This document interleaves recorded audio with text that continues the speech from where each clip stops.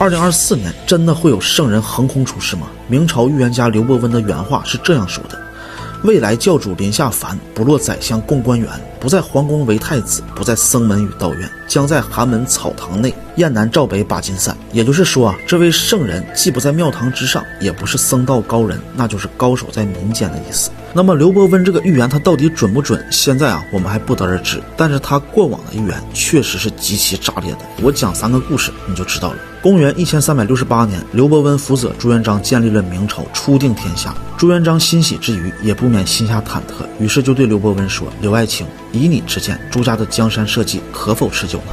这可让刘伯温非常的为难。像这种关乎国家王朝命运的天机，怎么可以随便的轻易泄露呢？但是还是圣命难违于是他只好掐指算了半天，然后模棱两可的说道：茫茫天数，我朝后世万子万孙，何须问哉？朱元璋一听喜不自禁，大喜过望这不就是在说朱家的江山可以千秋万代，永世传承吗？但是朱元璋他哪里知道刘伯温真正的意思是在说大明朝将在万历皇帝的子孙手里灭亡。果然大明江山真的就毁在万历皇帝的孙子崇祯帝的手里。还有一次，刚刚登基不久的朱元璋正在店里吃烧饼，刚咬了一口，内侍奏报说这个国师刘伯温真奸。于是朱元璋就顺手将这个烧饼扣在了碗的下面。待刘伯温进来之后，朱元璋就指着倒扣的碗说：先生你能掐会算，你能算出我这个碗里面扣的是什么东西吗？刘伯温当然不敢抗命只好掐指一算说道：半似日夕半似月，曾被金龙咬一缺，此为丙也。朱元璋一听连声赞绝，接着他又开始询问刘伯温如何加强皇宫和都城的防卫呢？大明朝将来的国运究竟如何？刘伯温沉思便客就说道都城虽固守严密，四绝无敌，但是日后恐觉有燕子入京。这里刘伯温所说的燕子指的就是当时的燕王朱棣。对朱棣后来的起兵谋反，刘伯温也曾经早有预言的，叫做此城御驾尽亲征，一愿江山永乐平，秃顶人来文墨远，英雄一半尽还乡。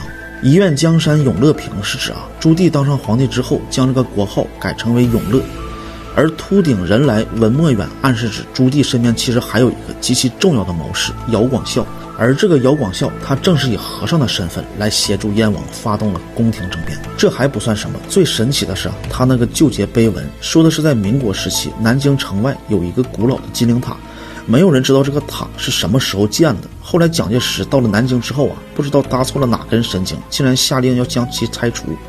令人震惊的是他们竟然在塔底下发现了一块碑文，上书金陵塔，金陵塔留基建借石材，拆了金陵塔，军民自己杀，草头相对草头人，到尾只是半缩龟。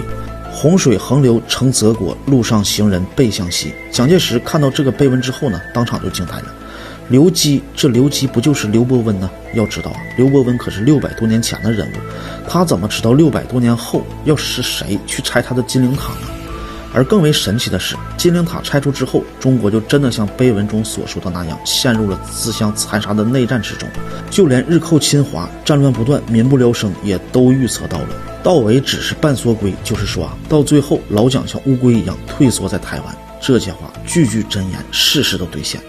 像刘伯温这种真实而又神秘的人物，给我们留下的除了建立了大明王朝立下的不世功勋，更有那些至今没有解开的一个又一个精准而神秘的预言。在中国民间，刘伯温既是传奇和智慧的化身，又是天机和神秘的代表。历史真的可以预言吗？命运真的可以预测吗？